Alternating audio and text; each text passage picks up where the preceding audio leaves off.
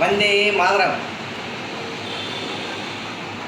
என் உயிரிலும் மேலான தேசிய மக்களே வணக்கம்.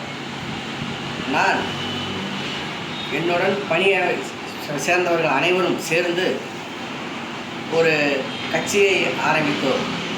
அந்த கட்சியினுடைய நோக்கம் கல்வியை அரசுடைமையாக்க வேண்டும், சீனியாரிட்டி படி படித்த அனைவருக்கும் அரசு வேலை சுழற்சி முறையில் கிடைக்க வேண்டும், அரசு மருத்துவமனையை தனியார் உயர் மருத்துவமனைக்கு இணையாக தரம் உயர்த்தப்பட வேண்டும், அனைத்து விவசாயிகளுக்கும் இயற்கை விவசாயத்தை ஊக்குவித்து ஒருங்கிணைந்த பண்ணையம் அரசு இலவசமாக ஏற்படுத்தி தர வேண்டும் என்ற கொள்கையில் ஆரம்பிக்கப்பட்டதுதான் அவர் மகாத்மா நேஷனல் பார்ட்டி, நமது மகாத்மா தேசிய கட்சி.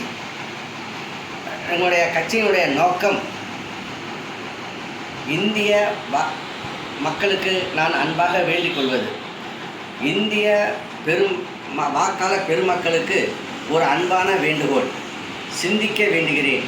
சுதந்திரம் அடைந்து 78 ஆண்டுகள் கடந்து விட்ட நிலையிலும் இன்னும் கூட இந்தியாவில் வறுமையும் ஏழ்மையும் ஜாதிகளும் ஒழியவில்லை.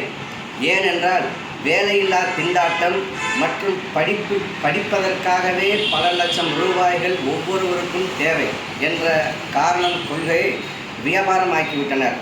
அரசு மருத்துவமனையில் தேவைக்கேற்ப மருந்துகள் கிடைப்பதில்லை. சில நோய்களுக்கு வெளியில்தான் மருந்துகள் வாங்க வேண்டியதுள்ளது. அதோடு அனைத்து நோய்களையும் கண்டறியும் கருவிகளும் இல்லை. இதனால் ஏழைகள் மற்றும் நடுத்தர குடும்பம் உயிர் பிழைக்க தனியார் மருத்துவமனைக்கு செல்ல வேண்டியதுள்ளது.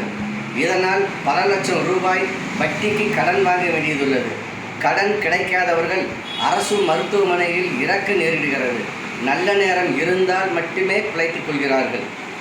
படித்து அரசு வேலைக்கு செல்ல வேண்டும் என்றாலும் பதவி உயர்வு கிடைப்பதனாலும் லஞ்சம் கொடுத்துத்தான் ஆக வேண்டும் என்ற நிலை உருவாகியுள்ளது.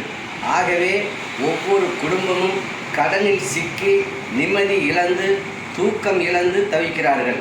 இதற்கெல்லாம் ஒரே தீர்வு நமது மகாத்மா தேசிய கட்சி ஆட்சிக்கு வந்து முற்றுப்புள்ளி வைக்கப்படும்.